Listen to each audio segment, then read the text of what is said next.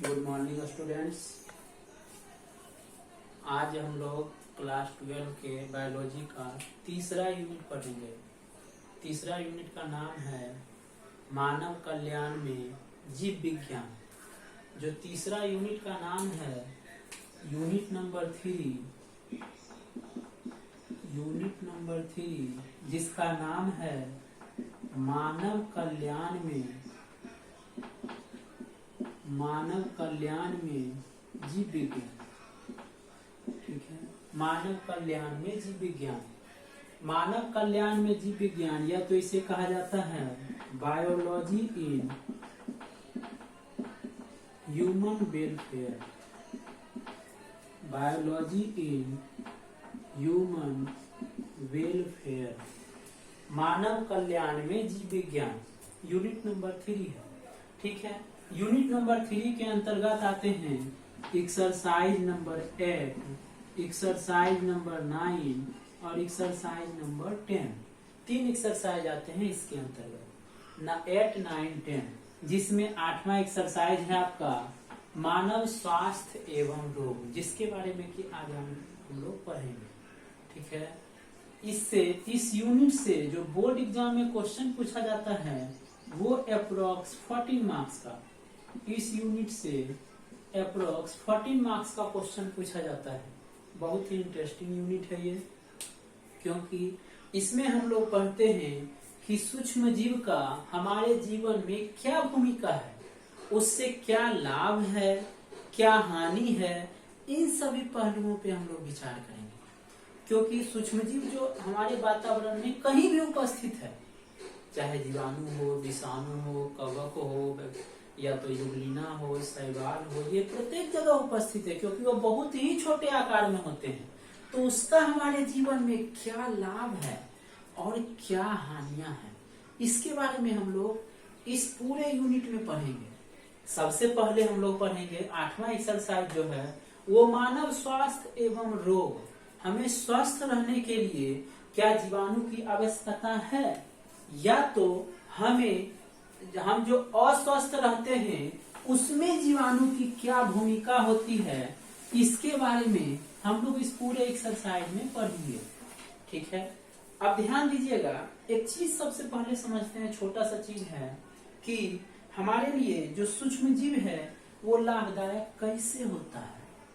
आप सुने होंगे ना, दही आप लोग खाए होंगे, दही है ना, बनता किससे है, तो ये बनता है दूध से। दूध में ऐसा क्या डाला जाता है, तो दूध में डाला जाता है जोरन, जिसको दही कहा जाता है। हल्का सा छोटा सा मात्रा में डालते हैं जोरन, दही ही डालते हैं दूध में, और ये दूध जम जाता है। तो जमने का मुख्य कारण क्या है, कभी इसके बारे में सोचिए, क्यों जम जाता है। आप देखते होंगे जो ऐसे ही दही जमता है वो खट्टा नहीं लगता है, और जो जोरन डालते हैं तब जमता है तो आसानी से खट्टा लगता है। क्यों, कभी सोचे हो? क्योंकि हम जो थोड़ा सा मात्रा में दही डालते हैं उसमें एक जीवाणु पाया जाता है जिसका नाम है लैक्टोबैसिलस। जिसका नाम क्या है, लैक्टोबैसिलस।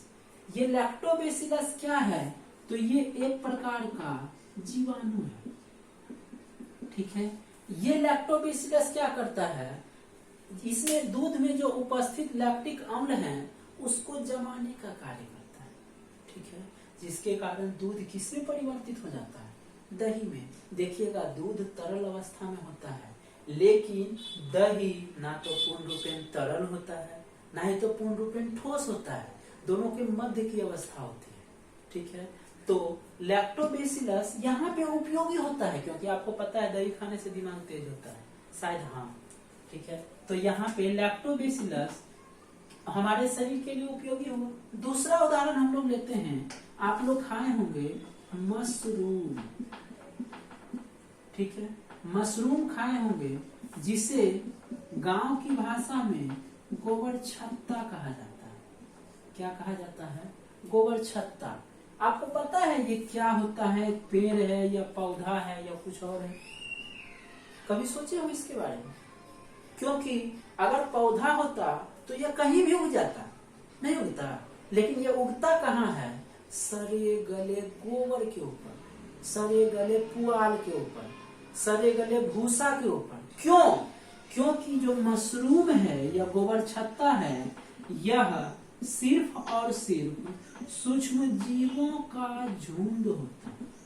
क्या होता है? सूक्ष्म जीवों का झुंड। मशरूम का जो ऊपरी भाग छाता की तरह फैला हुआ होता है, उसको हाथ में आप हल्का सा प्रेस कीजिएगा, देखिएगा वो पानी की तरह हो जाता है। क्यों? क्योंकि उसमें सूक्ष्म जीव का जो आंतरिक बंधन होता है वो टूट जाता है। ठीक है, तो ये होता क्या है? सूक्ष्म जीवों का झुंड। इसमें किस प्रकार के सूक्ष्म जीव पाए जाते हैं? तो इसमें पाए जाते हैं मृत जीवी। किस प्रकार के प्राणी पाए जाते हैं?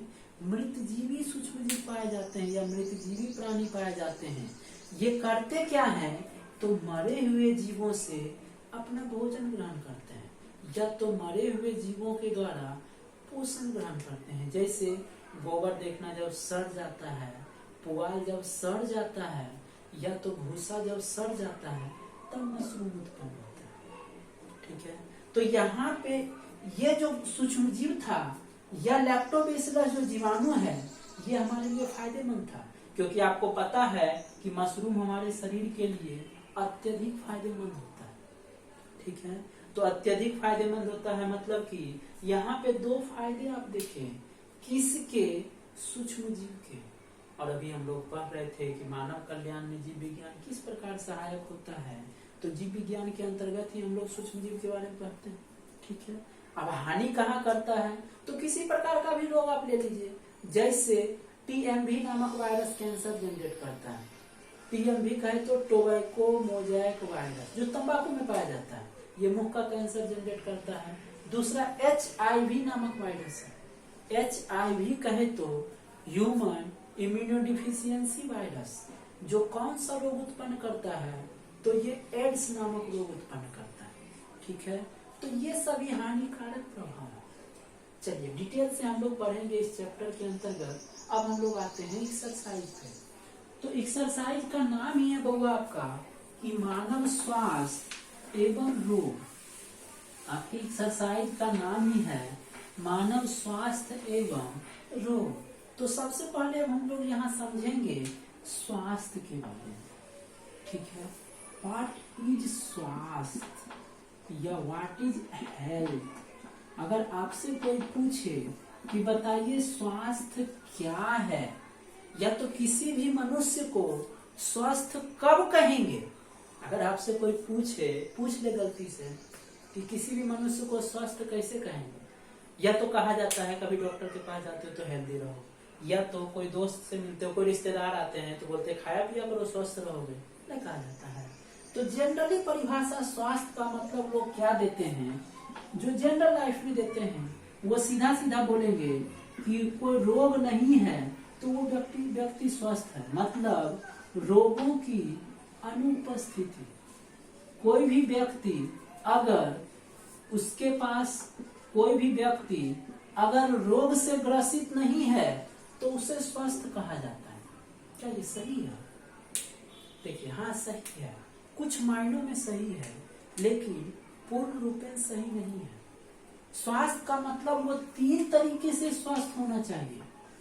सिर्फ और सिर्फ रोग की अनुपस्थिति का मतलब शारीरिक स्वस्थ हो गया तो व्यक्ति स्वस्थ नहीं होगा।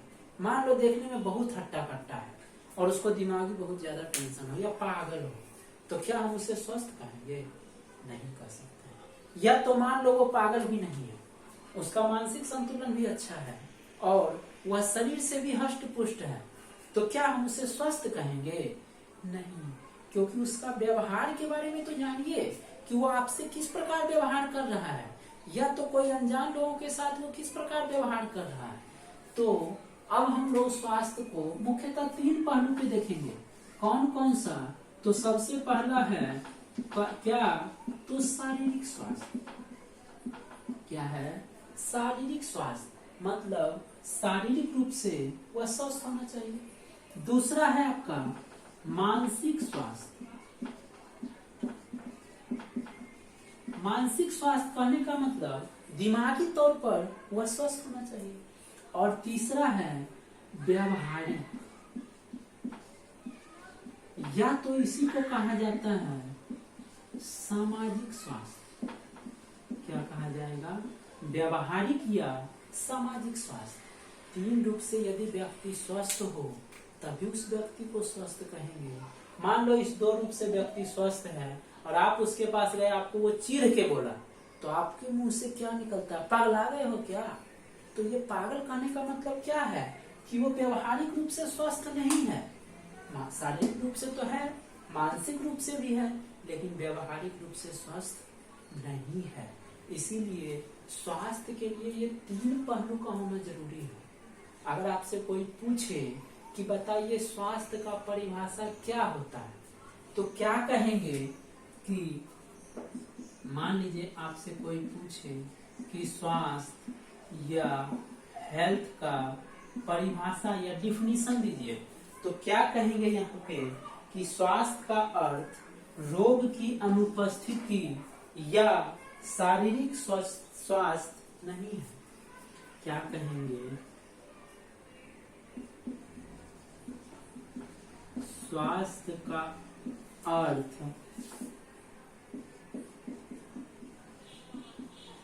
रोग की अनुपस्थिति या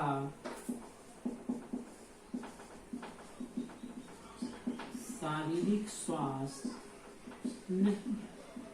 तो यहाँ तो लिखिए सीधे कि रोग की अनुपस्थिति या शारीरिक स्वास्थ्य नहीं है। तो है क्या, इसके बारे में जानते हैं कि है क्या। तो पैराग्राफ चेंज करके यहाँ के बाद लिखेंगे, इसे पूर्ण रूपेण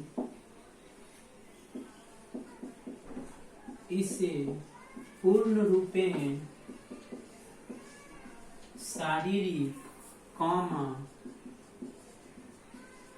मानसिक एवं व्यवहारिक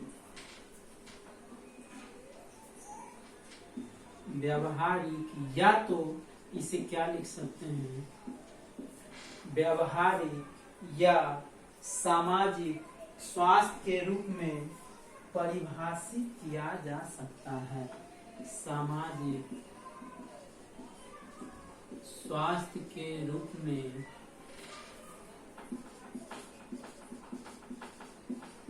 परिभाषित किया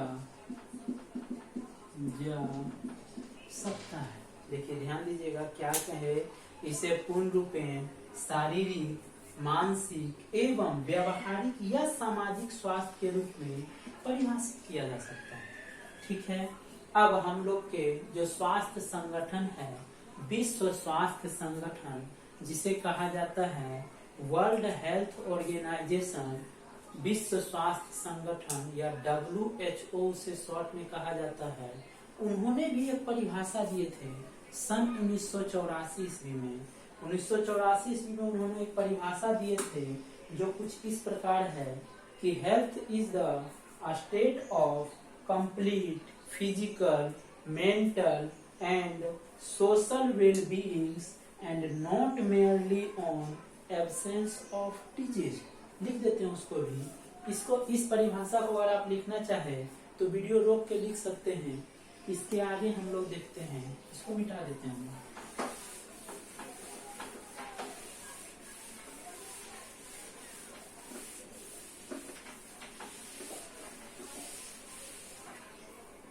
चलिए अब स्टार देकर नीचे लिखिएगा विश्व स्वास्थ्य संगठन। विश्व स्वास्थ्य संगठन, या तो इसे अंग्रेजी में कहा जाता है वर्ल्ड हेल्थ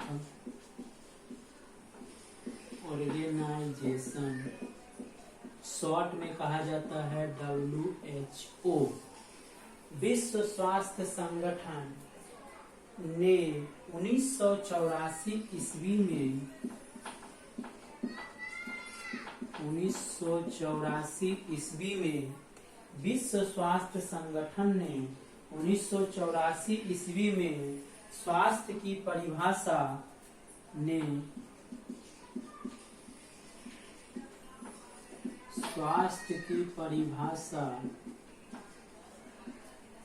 कुछ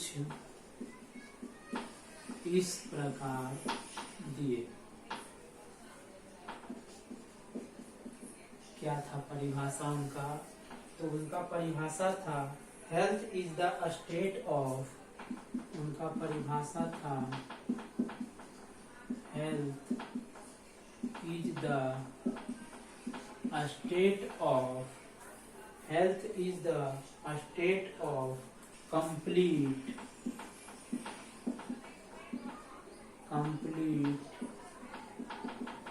physical,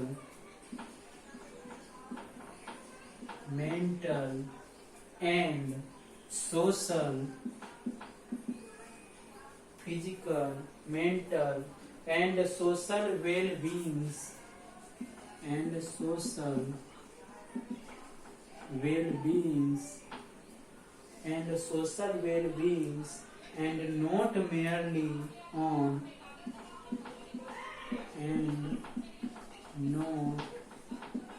merely on absence of disease, absence of disease, ठीक है, not merely on absence of disease। विश्व स्वास्थ्य संगठन ने 1984 ईस्वी में स्वास्थ्य की परिभाषा कुछ इस प्रकार दी है। क्या था कि health is the state of complete physical, mental and social wellbeing. क्या है? कंप्लीट का मतलब पूर्ण रूपे, फिजिकल का मतलब शारीरिक, मेंटल का मतलब मानसिक एंड सोशल का मतलब सामाजिक या तो व्यवहारिक। वेल बीइंग्स मतलब स्वस्थ होना चाहिए। Is not merely on absence of disease, सिर्फ रोग की अनुपस्थिति ही स्वस्थता नहीं कहलाती है। ये किसका परिभाषा था? तो ये परिभाषा था WHO, वर्ल्ड हेल्थ ऑर्गेनाइजेशन का। ठीक है, कब दिए थे? तो 1984 ईस्वी में। ठीक है, अब आप लोग वीडियो रोक के इसको लिख लीजिएगा। अब हम आगे बढ़ते हैं। आगे बढ़ेंगे, आगे बढ़ने में हम लोग क्या इसके बाद क्या पढ़ेंगे कि हमें स्वस्थ रहने के लिए जागरूकता फैलाना हो तो किस प्रकार से फैलाएंगे, हम लोगों को क्या बताएंगे कि स्वस्थ रहने के लिए आप ये कीजिए। जैसे आपको देखते होंगे कोई रिश्तेदार आते हैं या भैया आते हैं, दीदी आती है, तो क्या बोलते हैं? खाया पिया करो स्वस्थ रहोगे। क्यों बोला जाता है खाया पिया करो स्वस्थ रहोगे? क्योंकि जो हम लोग भोजन के रूप में ग्रहण करेंगे तभी तो हमें ऊर्जा मिलेगी, तभी तो हम स्वस्थ रह पाएंगे। तो स्वास्थ्य के लिए या अच्छे स्वास्थ्य के लिए क्या जरूरी है, इसके बारे में हम लोग देखेंगे।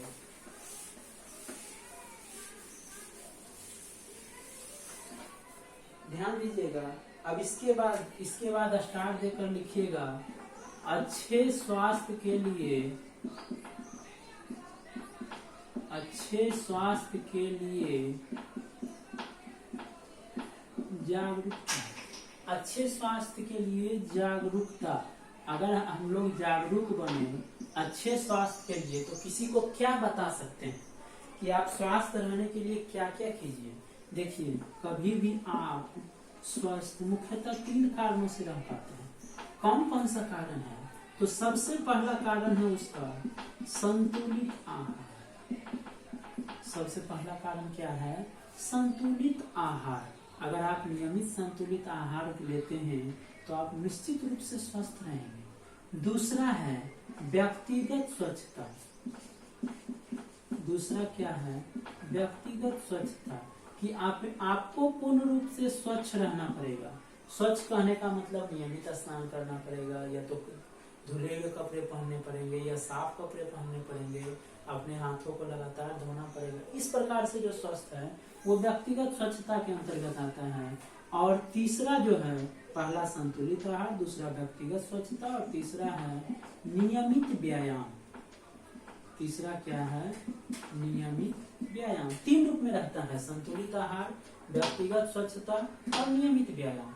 ये 3 रूप में रहता है। अगर इन तीनों रूप से हम स्वस्थ हैं, ये इन तीनों को हम फॉलो करते हैं तो हम निश्चित रूप से स्वस्थ कहलाएंगे। ठीक है, तो इसका परिभाषा अगर लिखना हो या तो इसको एक लाइन में लिखना हो तो क्या कहेंगे?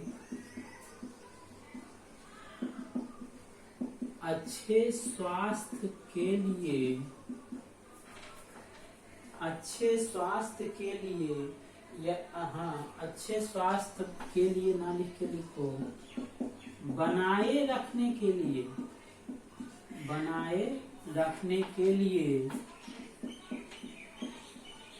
संतुलित आहार, कॉमा संतुलित आहार, व्यक्तिगत स्वच्छता एवं नियमित व्यायाम, नियमित व्यायाम आवश्यक होता है। बस इतना है। क्या लिखेंगे तो अच्छे स्वास्थ्य बनाए रखने के लिए संतुलित आहार, व्यक्तिगत स्वच्छता एवं नियमित व्यायाम आवश्यक होता है। किसके लिए? तो अच्छे स्वास्थ्य के लिए, फॉर गुड हेल्थ। ठीक है बउआ, अब ये आप लोग लिख लीजिएगा। ये लिखने के बाद हम लोग चलेंगे इस एक्सरसाइज का दूसरा पार्ट। पहले परिभाषा हम लोग देख रहे हैं, सिर्फ स्वास्थ्य का परिभाषा देखे, किस प्रकार से हम स्वस्थ रह सकते हैं ये भी देखे, अच्छे स्वास्थ्य के लिए क्या जागरूकता होना चाहिए यह भी हम लोग देखे। अब इसके बाद हम लोग देखेंगे रोग के बारे में।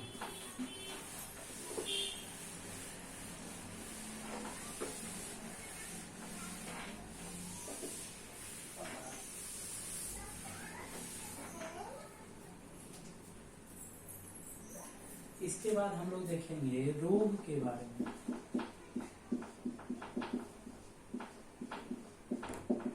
डीजे रोग के बारे में हम लोग देखेंगे। रोग के बारे में हम लोग देखेंगे कि रोग होता क्या है। रोग के बारे में हम लोग देखेंगे कि रोग क्या होता है। तो सबसे पहली चीज समझिएगा, रोग से प्रभावित क्या होता है। तो देखिएगा कि हम लोग का या तो एगो अंग प्रभावित हो रहा है या तो अनेक अंग प्रभावित हो रहा है, या तो ये दोनों को सम्मिलित रूप से कह सकते हैं कि अंग तंत्र प्रभावित हो रहा है।